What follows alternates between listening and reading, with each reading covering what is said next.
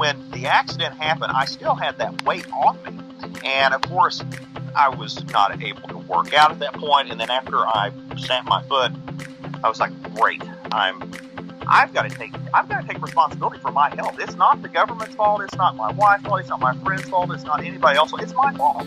Welcome to Corporate Warrior, the podcast that brings you the best advice on how to improve your health, optimize performance, and maximize productivity. With your host, Lawrence Neal. Hi guys, I am Lawrence Neal and welcome to another episode of Corporate Warrior, the podcast that teaches you how to optimize your health, exercise, business, and lifestyle. My former guests include paleo pioneers Mark Sisson and Rob Wolf, zero-carb carnivores like Dr. Sean Baker, high-intensity strength training experts like Dr. Doug McGuff and Drew Bay, successful entrepreneurs like Noah Kagan, and many, many more.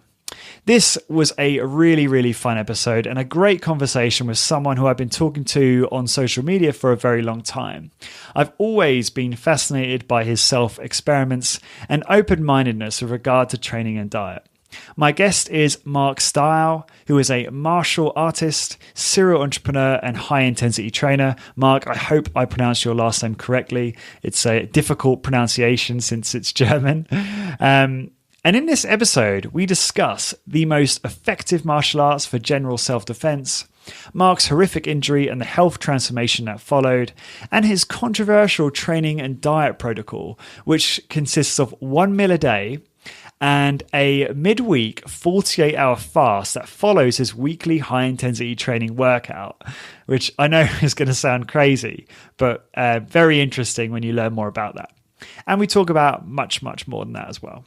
For all of the show notes and links for this episode and all episodes, please go to corporatewarrior.org. Don't forget to hang around to the end of this episode for your free gift from me. And now I give you Mark Strough. Mark, welcome to Corporate Warrior. It's a pleasure having you on the show. Thanks for inviting me, Lawrence. I appreciate it. Love your show. I listen to it very often. It's a great podcast, great interviewer. Thank you very much. I appreciate that very much. So I wanted to kick off just by talking about martial arts to begin with. You've got an extensive history and experience in martial arts. And one thing that stood out was your experience in Jeet Kune Do, which I immediately recognize as being obviously Bruce Lee's martial art. And obviously I've spoken at length about that with John Little, yes, who explained to me about the whole no way is way aspect, where, you know, as soon as you conform to a particular way of fighting, that you open yourself up and you create vulnerabilities, which I thought was really interesting. Do you want to just tell us about that and your experience in martial arts and what you've gained from it? Yes, absolutely. It's been a huge thing for me. I started when I was 10. A family friend, Dan Wilson, who's actually still a very good friend, and we still do teaching together and everything.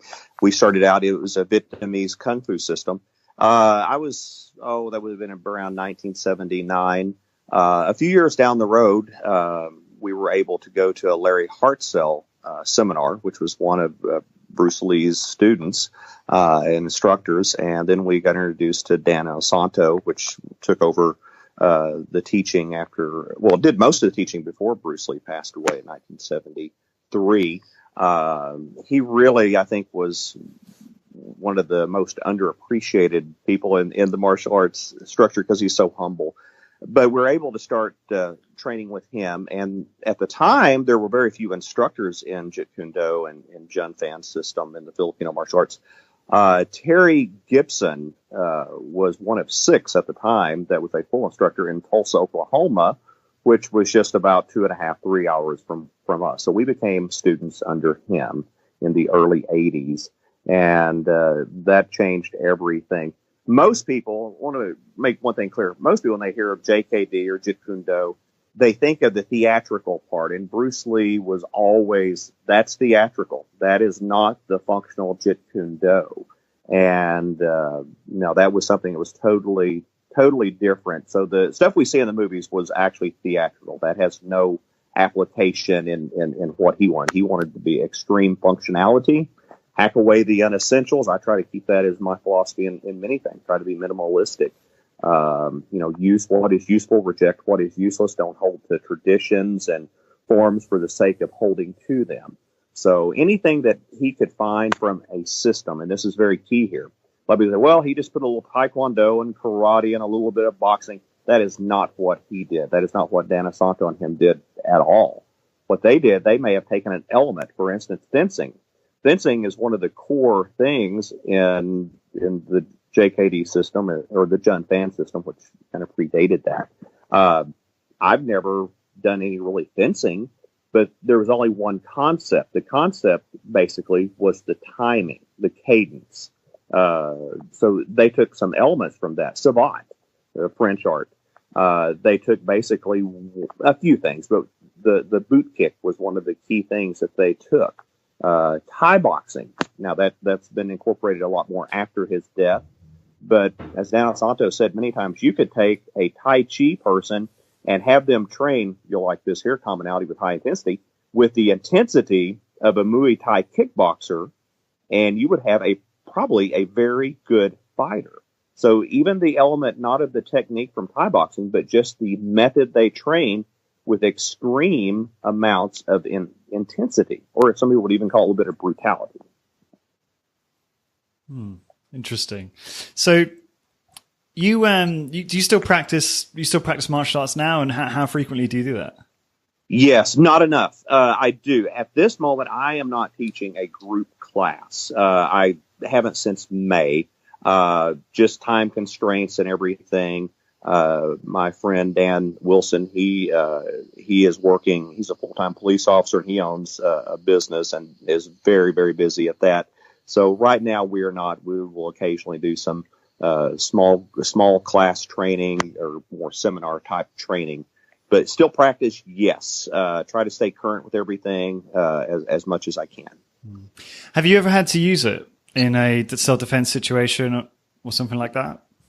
Not as an adult, fortunately. As younger, yes. And one time I was really, really, really disappointed with the response I got from my friends. I had a situation where a guy was rather drunk, and I think I was 17, 18 maybe, and he chose to attack, and I just simply did an eye jab. This kind of not your traditional eye jab. I think people think they're Three Stooges, but actually kind of this here. And, you can't see it on a podcast, but just a flick to the eyes. And the guy went down, he grabbed his eyes, and I was standing over him, and I chose to stop. That was it. And I was very proud. It de-escalated. He left. His friends carried him off, and he was fine. I was fine. And then I had all my friends going, "You've done martial arts your whole life and you didn't do a jump spinning back kick or something?" I'm like, really? So I understand, but no, that was one situation. If you can de-escalate it and prevent it, that's your best way. If you both walk away, that's the greatest thing there. I didn't need to prove anything. I mean, wow, I'm a big guy. I beat up a guy that's drunk that tried to attack me. Wow. I mean, now, what did I prove? I mean, prove I can beat up somebody that has their equilibrium not intact, and they're probably not even a skilled fighter anyway. So I was happy with the outcome. It just, my friends weren't, though. Funny. I was expecting you to say something like, yeah, they all, as soon as the assailant showed himself, they all ran away, which is the typical story. No, they didn't have, we didn't have cell phones at the time, but they were expecting to see some, something that I had done in demonstrations they had seen before. And no, it was just a very, economy of motion, something simple, something effective. And that was it. And so, yeah, I kind of disappointed them. So I guess I should have tried to do something a little fancier. But again, had I done that, let's just go back to the serious. Had I thought, you know what, let me impress them. Let me do a flying crescent kick or something. What, that's not JKD, but, I know how to do that. What would have happened? More than likely, in a real situation, I would have probably slipped and fell. And, who knows?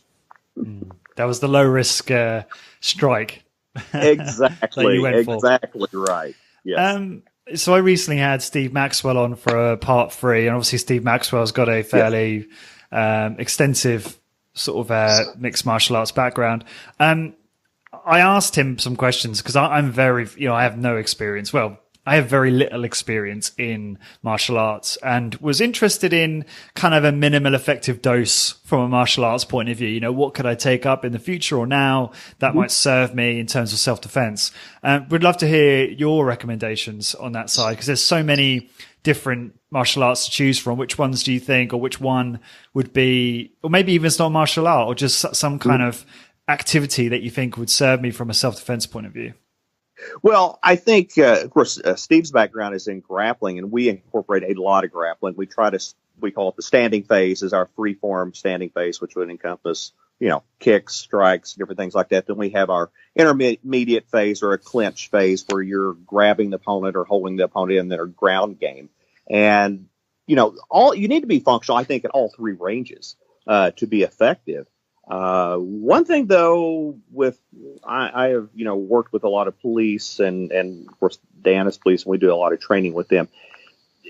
From an aspect, everybody thinks, well, this is perfect. You can put somebody in a rear naked choke. I mean, perfect. They're going to be unconscious within just a few seconds. However, while you're holding a person there, and you're not in a dojo, you're not on a mat, just a small click, and in a second you may feel a little tickling in your belly.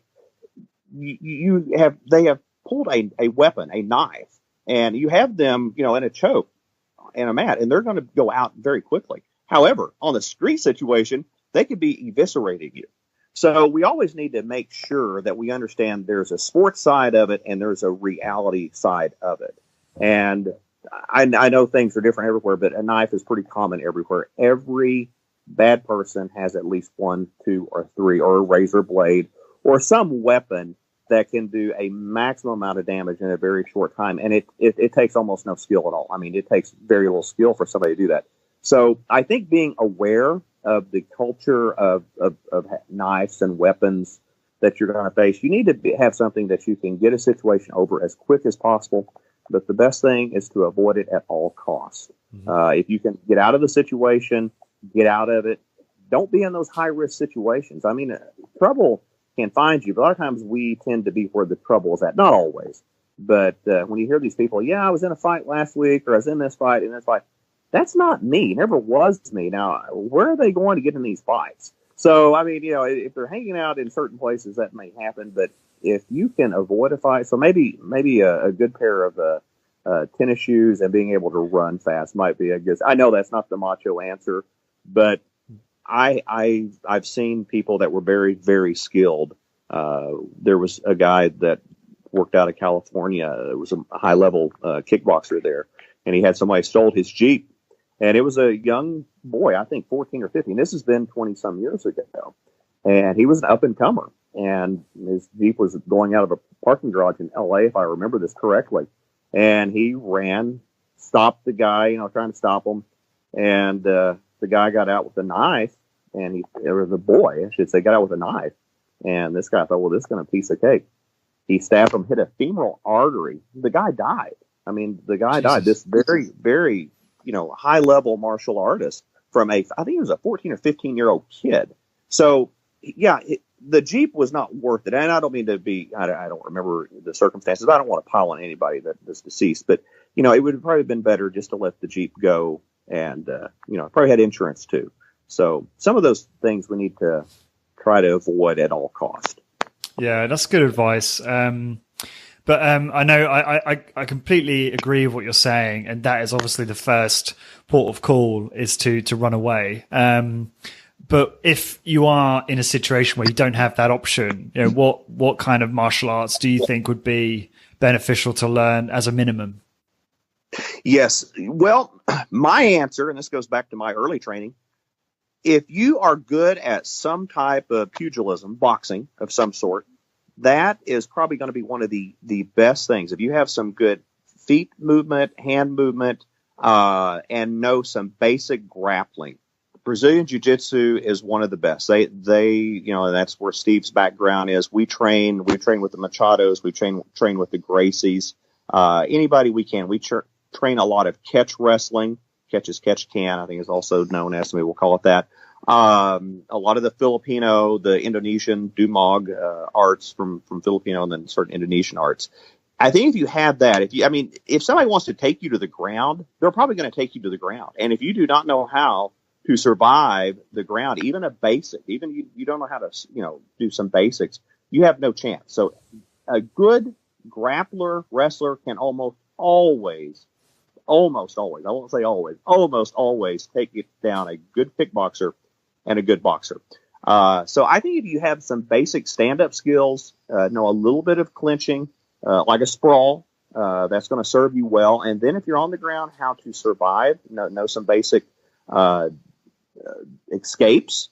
And I think that would be important. So if there was one system, I hate to boil it down to one system. That's so not JKD because we incorporate so many, but some type of like Brazilian Jujitsu, because they do emphasize the ground, of course, but they do have stand-up in it. They do have clinch in it, too. So pull it down. Let's just say some form of Brazilian Jiu-Jitsu would probably be if there was just one system I could do. That would Can you just practice JKD and then that would obviously incorporate lots of different aspects?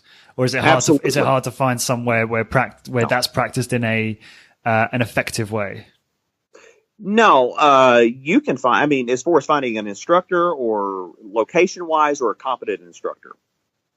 The last one's probably the most important. Yes. Well, and that's one thing too that I think that crept in, which is really kind of sad. I think we saw that happen. We did have a lot of kind of fluff, and it almost went back to where Bruce Lee had got rid of all the, the unessentials, all the Asian mysticism, the traditional do this, do that, and you have to because somebody said do it, not because it really works. And I think that was one thing we saw really in the 90s quite a bit. And several instructors I don't think could fight their way out of a paper sack. They were out of shape. They were trying to put back in all the things that we didn't need back in. And that's where Matt Thornton, straight blast gyms. And like I said, Matt is a giant of a man. Literally, he's like 6'7", 6'8", an amazing athlete. He's out of the Portland, Oregon area, Washington, Seattle, and that area states on our in the United States here on the West Coast. And straight blast gyms are based in Jeet Kune Do, but they wanted the aliveness, the functionality.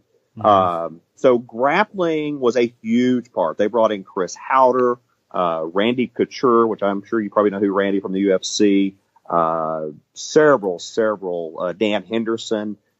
He would get with all those guys and some of the other JKD guys, Burton Richardson, which was actually helped introduce me to Mike Mincer. That's where I learned more about Mike Mincer, was from Burton Richardson, another great instructor. He's in Hawaii, great guy. So they really kind of put together a more kind of what we needed, more functionality, aliveness. So are we doing these patterns that are dead just because, well, this is a pattern we need to practice? Or are we doing something that actually works? I mean, the old thing I think Jim Carrey did, where he had, he's the karate instructor and he has somebody attack him with a real knife and he's bleeding. No, you did it wrong. You're supposed to come overhead and do it like this. And they have him come again and he doesn't do it just right and he gets cut again.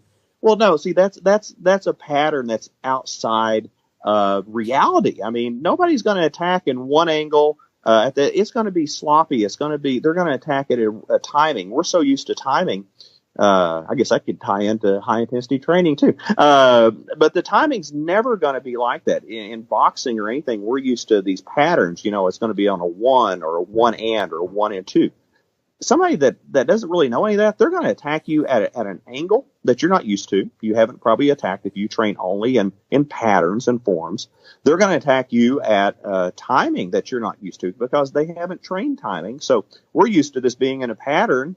It's not going to be. So everything that you think that you have done in this dry clinical setting, it's not going to be that way.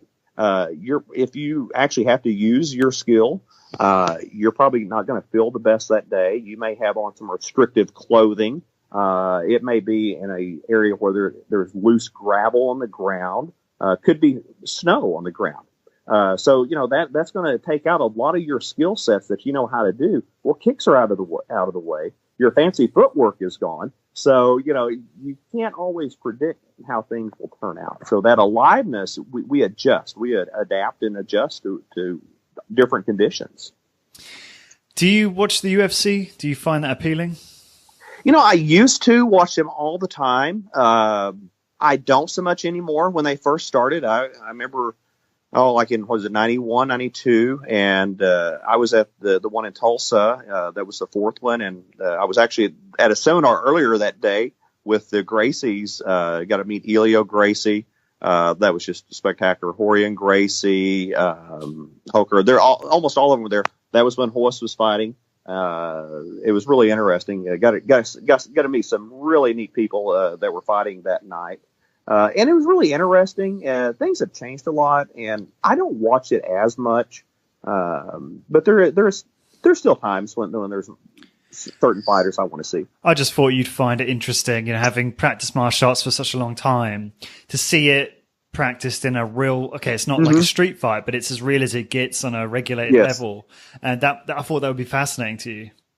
Yeah, I think I like the earlier ones better. I mean, there was actually very limited rules, and I know the reason they changed it. I get that. And the time limits I don't like, but, I get that too, because it does get boring. I actually enjoy watching some of the grappling tournaments. Those are great. But it gets boring, especially if you don't understand what's going on. And it's like chess. Seeing a great grappler and how they manipulate and how they're 3 or 4 movements ahead of their opponent. And it almost looks like the other guy may be winning. And they're like, oh, they're setting this guy up. So that's interesting to me. But most people want to see something faster paced. I get that. And you can see the success that Dana White has had when he's changed this. And I get it. I fully get it. And I still find them interesting. I actually still watch them. But I don't probably get as pumped as maybe when they were a few years ago. Even a few years ago, I was maybe a little more into it, even after they changed the rules. But it's still very, very fascinating to watch. So prior to this interview, we were having some discourse over Facebook, and you sent me your entire story, basically, on your kind of personal health journey, which was fascinating. Yes. So I'm going to do my best to try and steer a sort of narrative with you. Okay. But I wanted you to talk about, what happened some years ago in terms of the injury that you sustained. And then we'll go from there. Yes. This was in 2009. It was actually, I think, last part of January. We had and I don't know if you get these in the UK. You probably don't, because of your climate there is very little different than ours. But we get severe ice storms here. Oh yeah, we don't get those. Occasionally. Do you get those? No. And they're horrible. Now you can get sleet and stuff, which is not so bad. But when you get the ice, freezing rain, it actually sticks on the power lines and the trees. And they can be devastating. And I think at that time, and I don't remember it now, but we got like 1.5 inches to 2 inches of ice, maybe off on those numbers. It's been a while back, but we were at what they call ground zero here. It just took down huge trees. I mean, or oak trees, just maples, everything were down. We couldn't even get out of course, I have, it's around 220 acres, 225 acres, somewhere around there. I think that's 91 hectares in your measurements. So a pretty large area. We were not able to get out of our drive for 3 days. That was me working as hard as I could just to open it up. We were worried about a lot of our neighbors. But what happened was there was trees everywhere, and I'd been doing this for a few weeks. There was a very large tree, and I was needing to get it cut up. So I got it cut. And I had it in 4 sections. It began to rain, and I was in a hurry. I thought, I need to bring this back and use for firewood. So let me take it back to my shop. And so I had my truck there. And at that time, I would have been 39, almost 39 years old, or almost 40 years old. And I've always been strong. I always, I don't bulk up, which that's fine. For martial arts, I never wanted that. But I've always been very strong for my size. So I had it in four cuts, and I was just heave-hoeing it, as we call it here, just throwing it, kind of deadlifting it and throwing it over my back, getting it in the truck. So I did it the first time. It hurt rather badly the first time. So if I had some intelligence, I would have stopped at that moment. I got just a few more. So I did the other one. It hurt worse. Did the third one. It hurt. And the fourth one, I actually had a very severe rupture. Don't want to get into all the details, but anyway, I had a rupture. And it was very severe. And I had to have, and I put it off as long as I could. I kept going to the doctor and I said, I don't want surgery, because the surgery I knew was absolutely horrible. I mean, it was horrible. I had two friends that had it, and oh my goodness, they told me all the horror stories. So I like, I don't want this. And the doctor basically said, you're going to have it, or you're going to just bleed out eventually. I mean, it's nothing we can do unless you do not have the surgery. And it was making me severely anemic at the time, too, because of continued blood loss. So in 2011, I did have the surgery. And it was horrible, very horrible. And I warn people all the time, especially men that have done things, worked hard, lifted hard, been strong. You can be just as strong in your 40s and 50s as you were in your 20s, no doubt. However, your connective tissue may not be as strong as it was when you were in your early 20s and early 30s. And though you can still lift that, there may be a consequence. And listen to your body. It hurt the first time I did it. And to do it 3 more times after that was just asking for a severe injury. And you were basically deadlifting the log, were you? Yeah, I don't know how to call it. I would just we call it a heave-ho here, and that didn't probably make any sense. But anyway, onto your shoulder, yeah. Yeah, you're lifting it up. You're using momentum. Everything you shouldn't be doing. I guess I thought I was CrossFitting. I must have thought that. I was predating CrossFit here, I guess, in our area. So, yeah, that's what I was trying to do. And they were way too heavy for me to be doing that. It was just way too heavy. But I was in a hurry. And, that was it. And now it's time for a quick break. Join me this year on the 9th and 10th of March 2018 at the Resistance Exercise Conference, the science and application of strength training for health and human performance. We are going to be joined by some amazing speakers, including Michelle Seeger, PhD.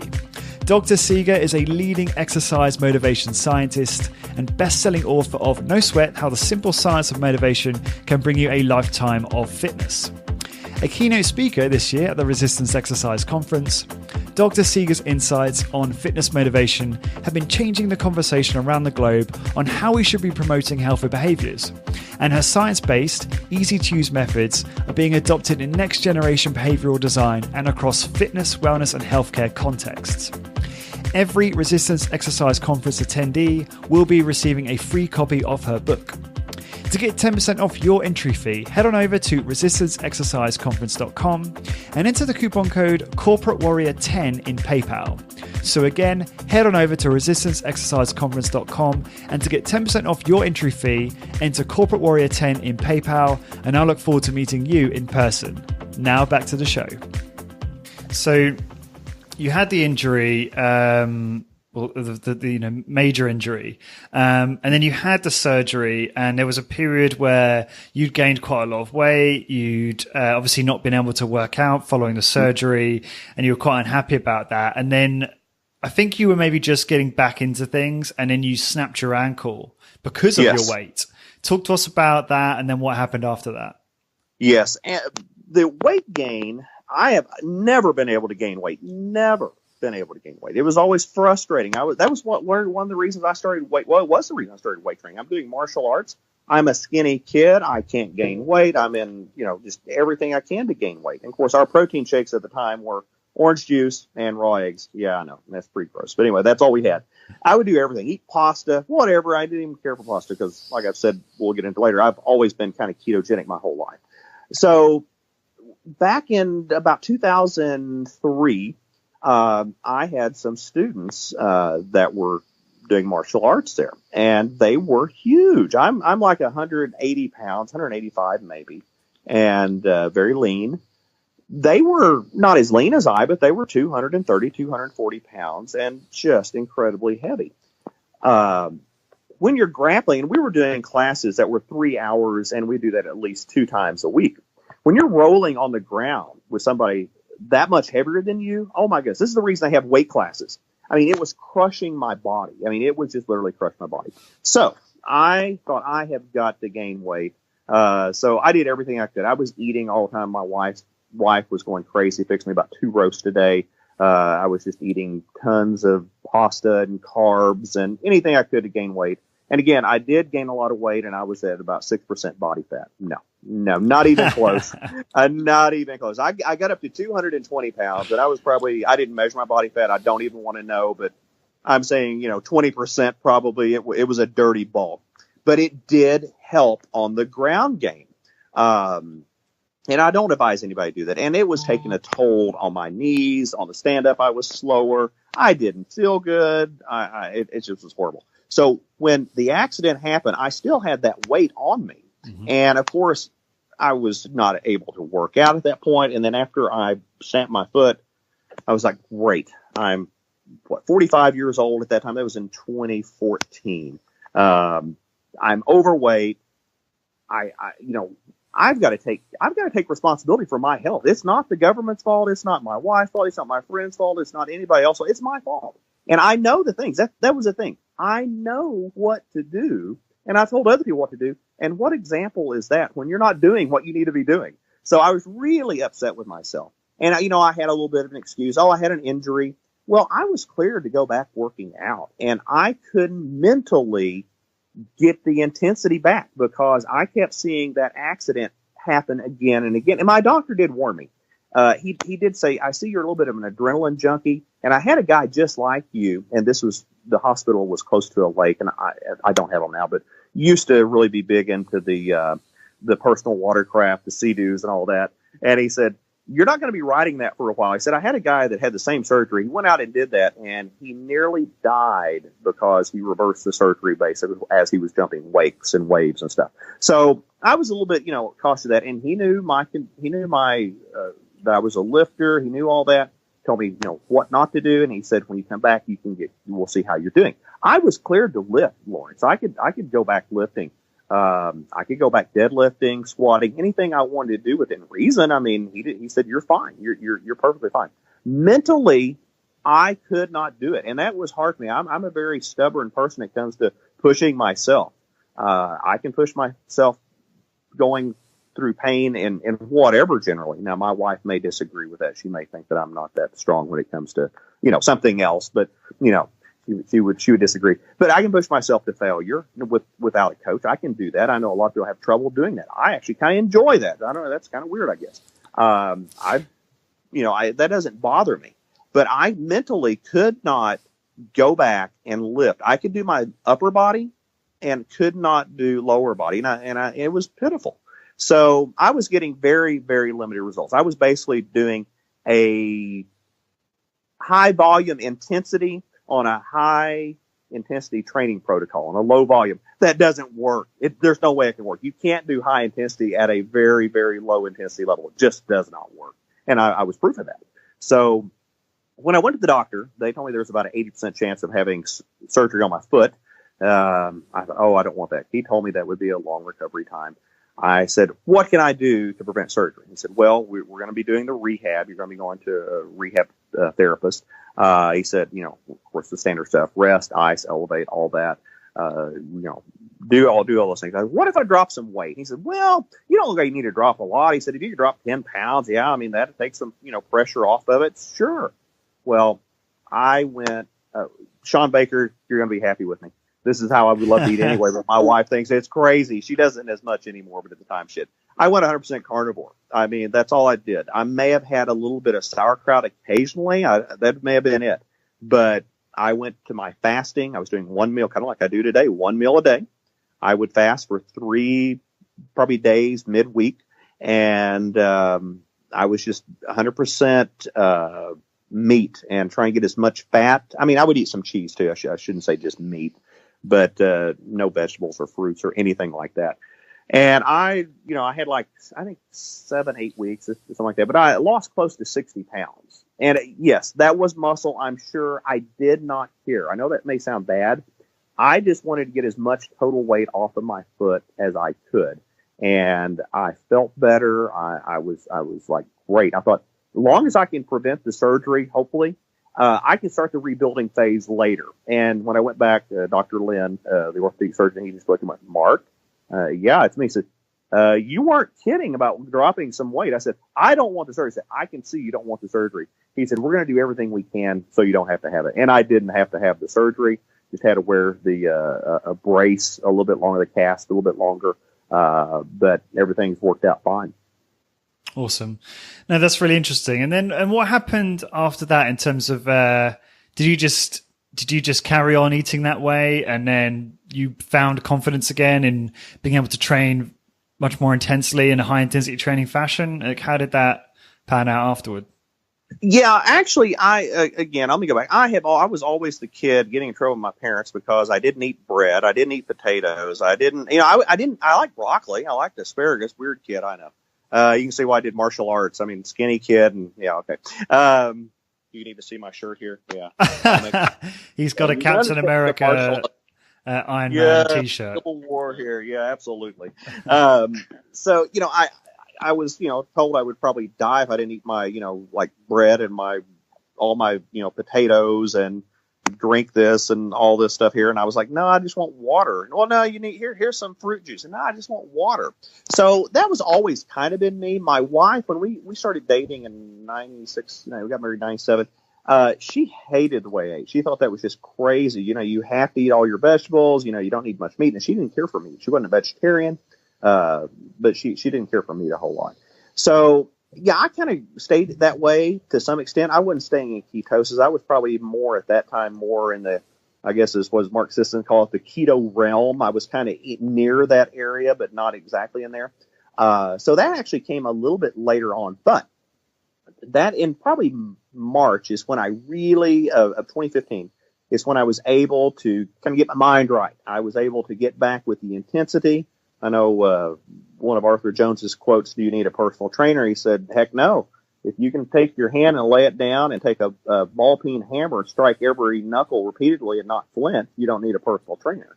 And I could go back to that level of intensity. That wasn't any problem for me at all. So that's where it all started.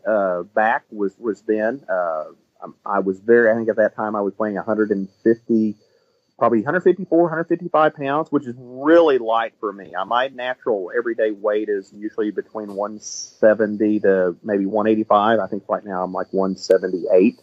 And I'm a little leaner than I normally am this time of the year. And we can get into that later, maybe why that is. But, I knew I needed to put muscle back on. So I was really going to the muscle. And that was the time when I was doing my high intensity training once per week. And it was usually done in under 15 minutes a session for me. Cool. Yeah, no, let's talk about your lifestyle and your diet and training, etc. now. So, you sent me over some metrics, some stats. You're clearly very, very healthy. Single digit body fat, good amount of muscle mass. You look good. Thank you. Now, it's interesting because I don't know. I'm not quite the high fat, low carb zealot that I once was. Yes. But that being said, I've never gone total zero carb, Dr. Sean Baker style. Mm-hmm. I actually really like that way of eating because purely from a decision fatigue, minimalism perspective, yes, and also a satiation thing, because yes. it enabled me to eat less calories and get more ripped with very little effort because I'm eating a lot of protein, so so the kind of high fat, low carb, or high protein or whatever, kind of outcome was just a byproduct. It wasn't deliberate macronutrient target because I would have things like potatoes in the evening. Now, so currently right now you literally have one meal a day. So talk to us about that. Yes. What does that generally look like? Well, that developed organically. Of course, I don't know, back several years ago, Martin Burkham came on the scene with Lean Gains, and I was always interested. Now, I wasn't doing that religiously at all, never that way. I had fasted for religious purposes in my Christian faith. I mean, that's something that we do, and I think most Christians now think that term is feasting instead of fasting. I think they've lost it totally. But anyway, I had done it that way, and it was never a big problem. But I was interested in the 16-8 protocol, going 16 hours and having an 8-hour feed window. I think in the later part of 2015, maybe early, actually probably early 2016, I decided I'm going to do that, and I'm going to do it pretty often, maybe nearly every day, a 16-8, 2 meals per day, basically. And I loved it. I loved how I felt. My wife, she started trying. She loved it too. And I always got on to my wife. I will say this. I always got on my wife for skipping breakfast. She has a large preschool, has, around 100 children she takes care of every day, with help, of course. So she's always busy. We have young kids. Get this one to school, get this one here, So she always hated to eat breakfast. And I would say, you've got to eat breakfast. I still bought into that concept. You've got to have that breakfast. And she hated it. So now she goes, see, I was right all along. You weren't. So yeah, she was right on that. So she liked that aspect of it a lot. She would not have to worry about breakfast, and she would have a little bit of a lunch and supper, and we loved that. And eventually, when I got more into the ketogenic realm, I just had no hunger sensation. I'm sure you've experienced that. You just have no hunger. Yeah, you just have none. And I know Serge Norbay. I may have pronounced the last name of the bodybuilder. He looked fabulous into his 70s, and he ate 1 meal a day. I mean, I thought, well, he's done that, and others have done that.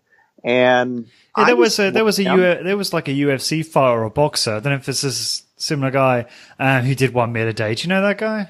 I know who you're talking about, but I don't know the name. I'll find it and link it up. Find that out. Yeah, please. Yeah, so I thought, and I started looking it up. I thought, well, what's going to happen? So nothing bad happened. I liked it. It was that decision, one less decision to make, one less thing to worry about. So basically, I'm having 7 meals total a week, and I love it. And another thing that I changed, this is more, I don't know, the last year or so.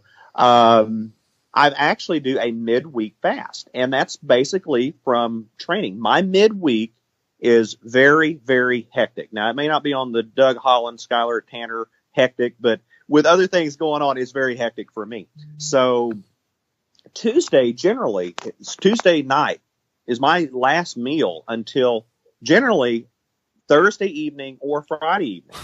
So sometimes every week. Look at yeah.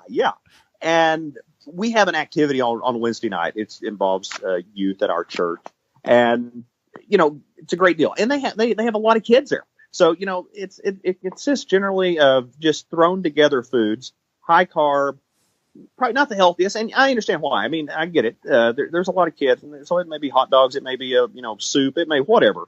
So I'm not going to eat there, and it's just easier for me to fast. And I'm busy. I'm running here, running there. I've got, other, businesses going from here to there. So I just skip eating, and I don't miss it. I really don't. And there's sometimes I would actually decide, I'm going to eat on Thursday, and I have absolutely no hunger. And if things don't work out right, and if my stress loads are right, if my stress loads are out of sync, no, I probably won't go that long. But that works for me. My health markers look great. I feel great. I think, that's a lot of it. I do my skin caliper test. I know they're not a DEXA scan, but everything looks good on those. So yeah, that works for me. That I don't recommend my clients do that necessarily at all, but I think if they want to try it, I don't see any harm in it. So Tuesday evening till Thursday evening, you'll fast most weeks. Yeah. Tuesday, so 48 hours basically. Yeah. At least 48 hours to 72 hours. That's every week. That is insane. I love that. Yeah, I absolutely love it. And again, everything I had bought into for however many years, if you don't eat every 2 to 3 hours, you're going to lose muscle mass. Or if you go over 24 hours, you're definitely losing muscle mass. It may just be me. It may just be my genetics. I have never found that to be the case ever. What about if one is trying to increase muscle mass? Is it wise to then throw in a fasting protocol, do you think? I think it depends. Maybe not as extreme as mine. It may not be. And also one of the things too, I think we largely overlook. What is your life like? I try to look at that in all my clients. What is their lifestyle? What is their conditions? An example, I had a week, 2 weeks ago, I believe. And it was just beyond hectic. And I didn't. I had you see my Aura ring here. I know that they can't see it. Can't wait for the new ones to come in. But yeah, my sleep was horrible. I mean, one night I got 3 hours and 11 minutes. I got 3 hours and 15 minutes. It was terrible. My recovery rate was horrible. HRV was horrible. Well, I went hunting with my son, and I don't eat breakfast or anything. I woke up that morning. We're at our hunting cabin. And I'm starving. My guts are dry. I never have that happen. They had some peanuts and some almonds and some cashews. I had to eat those. I mean, it was that bad. And that was in the morning. I never get hungry. So see that right there, that alone, my stress load had changed that. So if a person's under a great deal of stress, yeah, probably that kind of fasting is not. But it depends. I think to put on muscle, maybe nothing as extreme as I'm doing, but I don't see intermittent fasting, I think, is going to help with that on the hormonal side. I would think tremendous amount, and probably more on the extended fasting. I don't know if the hormonal effect is going to be that much greater. It probably is not, but I think your other health benefits, kind of the detoxification, the autophagy, atrophy, what are you going to call it, getting rid of some of the cellular debris. I think that is probably where the longer extended fast of 48 hours is probably going to come into play. Because I'm not sure if autophagy is linked to this, but the whole like anti-cancer aspect to it is quite interesting to me. Yes. Yeah, I mean, it's funny. I saw Skylar post something recently, like how I think he did like a 24-hour fast, and he just joked around saying, "Oh, my muscles haven't fell off." And I think a lot of us hard gainers are quite scared that if we fast for too long a period, we'll lose all our gains that we work so hard for. And that's probably a load of rubbish, certainly from what you're experiencing. And to not experiment would be a shame in something like this. I definitely think there's value in it. And maybe I haven't really read much of the literature when it comes to fasting. But I am keen to perhaps try like maybe a 3-day fast once a month or something like that. But yeah, I've noticed that just doing, because I basically do a 16-8 type of thing. Yes. And I've noticed that for myself, my appreciation and gratitude for food is phenomenal. Yes. And you probably realize this on even to a greater extent. But I find that I get so much joy in my evening dinner, right? Yes. That absolutely. It kind of balances you out. It grounds you. It makes you realize this is the stuff that's actually important. You're getting nourishing food is something we take for granted. Absolutely. But by doing a fasting exercise or intermittent fasting, you learn to appreciate that. And I find so much value in that, just from a general well-being, happiness point of view. You know what I mean? Absolutely. I think that is one of the things I like the most about it. Just outside of any of the physical realm, it's my appreciation for food. I have not ate for 23 hours. So I want this food to be really, really, really good. And I'm going to enjoy every bite of it, because I'm going to go for at least another 23 hours, or maybe 48 hours to 72 hours. And you appreciate it so much. And I think we don't appreciate things like we should. We just eat when we want. We just grab something. We're eating because a clock says it's noon. We're eating because, it's 6 o'clock. I need to eat supper. No, you shouldn't be that way. We should eat when we need to eat. And again, on the fasting, don't punish yourself. Don't push yourself to the point where you're like, oh my goodness, my stomach's just killing me. I'm just raw, like that. I don't think that's good either. No. I think, if I'm hungry, like I told you when I had the stressful week, I stopped the fasting. I don't have to go. I've got a little app on my phone to remind me when to eat, actually, Fast Habit. And it logs all it in. But, if I end my fast early, I don't care. I'm not trying to make the app happy that I was, 80 days in a row or whatever it was. Yeah, you're just it's organic, right? You're just eating when hungry. Absolutely. Yeah, absolutely. And, if you look at all these guys that disagree on everything, you can look at some of your guests you've had just the past few months.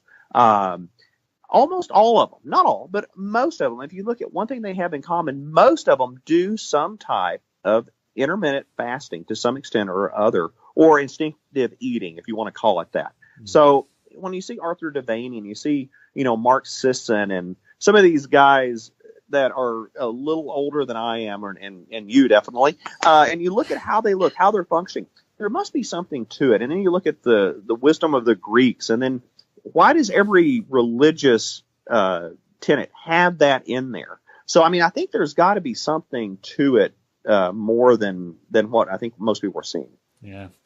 So you told me that you do now that's fair enough. Like, you know, the fasting stuff, I can understand that, but I'm going to have to challenge you on some things because I just don't fully understand it. Yes. So, and this is really interesting in light of a lot of the recent literature around protein intake, around exercise. Yes. Now, you will do a fast prior to a high intensity training workout, and then you'll sometimes fast for as long as 48 hours after the workout. Yes. How do you do that and not get hungry? Because that's a variable we haven't talked about. And like, yeah, I mean, a couple of questions. How do you do that and not get hungry? And secondly, doesn't that clash with the whole view about, well, one should get X amount of protein? Obviously, we know it's not within a few hours. We know the window of opportunity is larger than that. But, you know, is it 48 hours?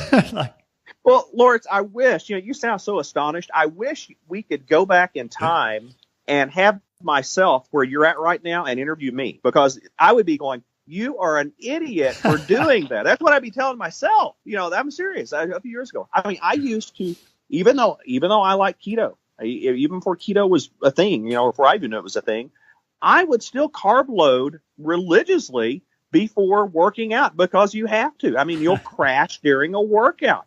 So I knew that. And then when I would get done eating, we would have, again, this is not that many years ago, we would have some type of pasta. We would have, some kind of meat. And I would wake up.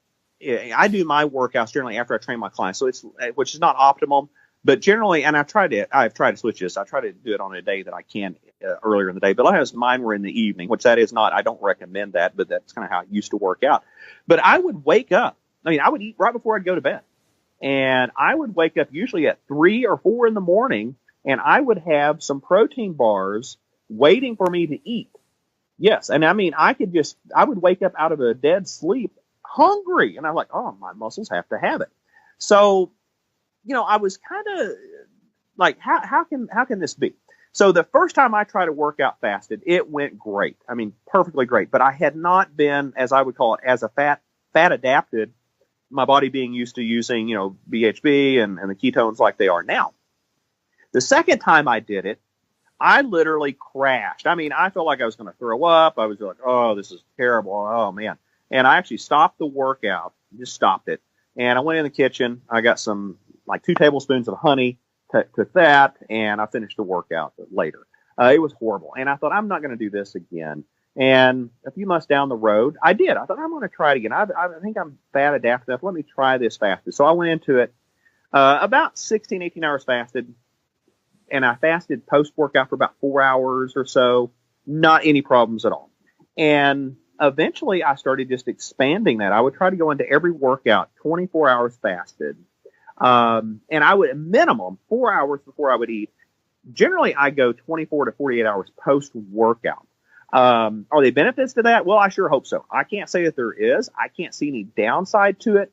My thinking is that is more... Well, it's of course the glycogen's been cleared out of the system. I mean, from the workout. So it's putting more of a stress on my body. Now, am I overstressing my body? I don't see signs of that in my HRV or any other metrics that I can measure. Now, is this just my genetics? I don't know. Would this work for you? Even if you wanted to try it? I don't know that either.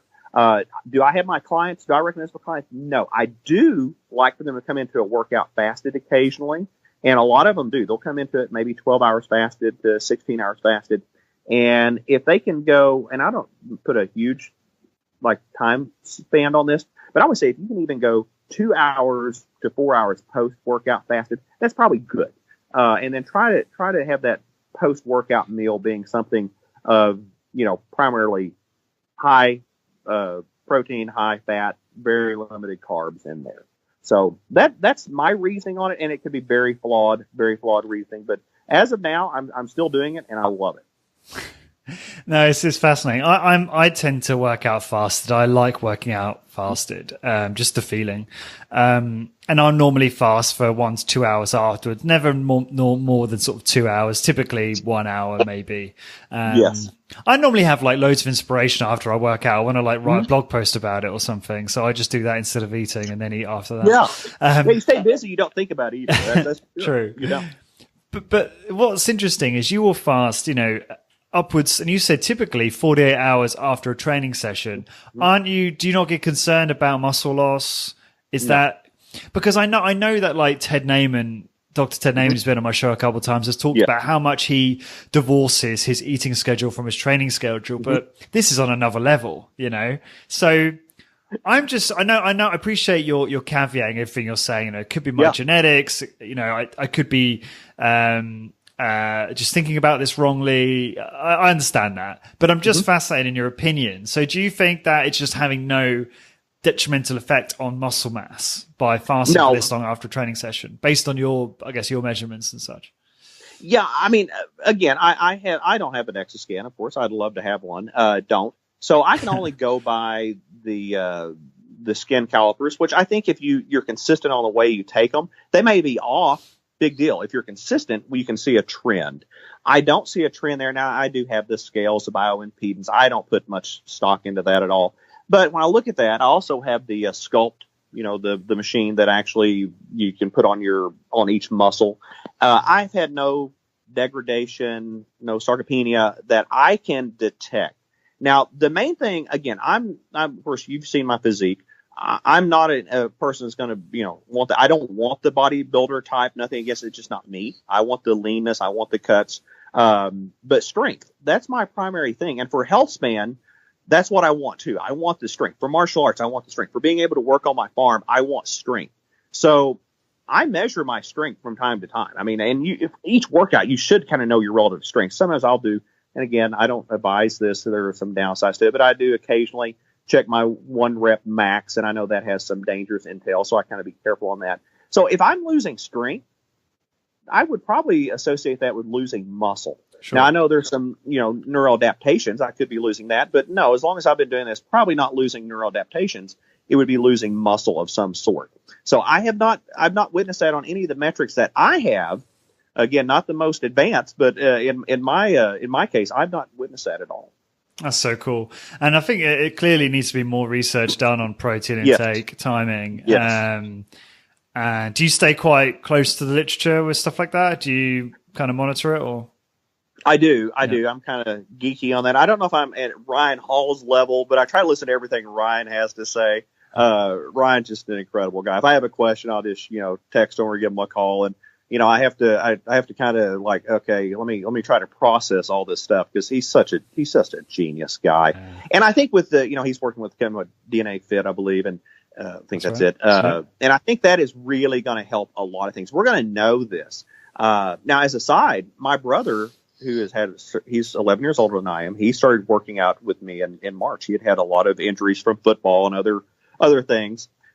He started doing the fasting and all this stuff. So he was going on. Now, again, this is just him. I did not recommend this, so don't blame me.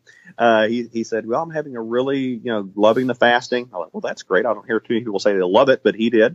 And after he had got fat adapted, he had went 7 days fasted and had no problems at all. So again, that's my closest genetic relative. Is that something genetic to us? I mean, because I've never had a client told me, yeah, I had a great time and I fasted. Usually if I have a client and they fast 2 days, that's about the length of it right there. So to have somebody go that long and, he's been doing this since March of last year. He's done amazing. Yeah, he has just done amazing. I have him on such a low protocol. It's crazy, but it's working. And his eating, he's just done incredibly good. So shout out to my brother, Marty. He's done a great job. So again, I would like to know, are they something genetically that we tend to have that issue? And I've always been able to fast long term with very little issues ever. Cool. So let's talk about ketogenic diets for a second. Few minutes left, but I want to touch on this. So there's some claim that there's, and maybe there's research to show this. I'm not, I've not consumed a lot of this, so I'm just going on kind of what I'm hearing. But some claim that, you know, some of the issues of low carb diet might include the production of mucus that lines the gut. And obviously, if we don't get that, then that can cause things like gut permeability and autoimmune disorders and things like that. Now, I kind of hear that and I think, well, don't we eat protein and then it goes via gluconeogenesis and gets turned into probably a similar thing, which then helps create the mucus. That was my assumption. What do you think about that? I mean, and the other thing as well, the other claim is the gut bacteria, you know, require carbs in order to have the right species within our gut to, you know, help the body be healthy and do certain processes and things like that. So of course, I don't know. There's so many experts. I mean, sure. You know, we've had on Facebook, we've had a back and forth, you know, on different things. You'll hear one expert and they have all these great credentials and, you know, this is how it is. And then you'll have another with equally as good of credentials. No, I'm like you as far as that through gluconeogenesis. I don't see why you would have to have carbs. I mean, let's go to Dr. Sean Baker. Yeah, zero carb, and he's even said this in your podcast. Well, zero carb is really not zero carb. You still get incidental carbs. I mean, you're going to get some carbs. How many does your body need outside of gluconeogenesis? I don't know, but I wouldn't think much, if any. So I don't see if that should ever even be a problem.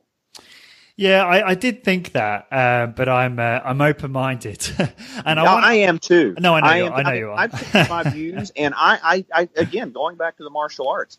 You know, well, this is how it's been done for 150 years or 1,000 years. Well, that doesn't mean it's right, or it doesn't mean things have changed. So when we're seeing so much now with genetics, I mean, if you would be a fool to say, well, I'm here and I'm going to lock into my theories right now. If you don't change, something is probably wrong with you because technology is changing and what we know of our genetics and other things is changing. So, yeah, I may be in a totally different plane a few years down the road.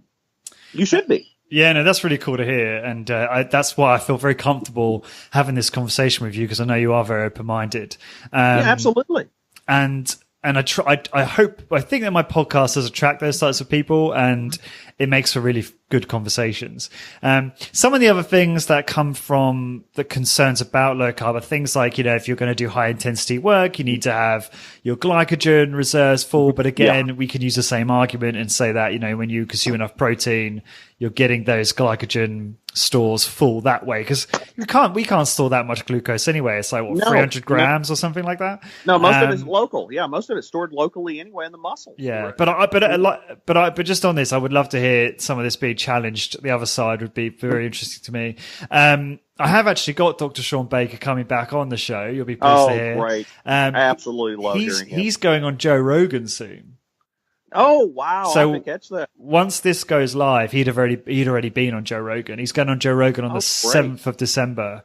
I've actually bookmarked it in my diary because I'm so excited about hearing it.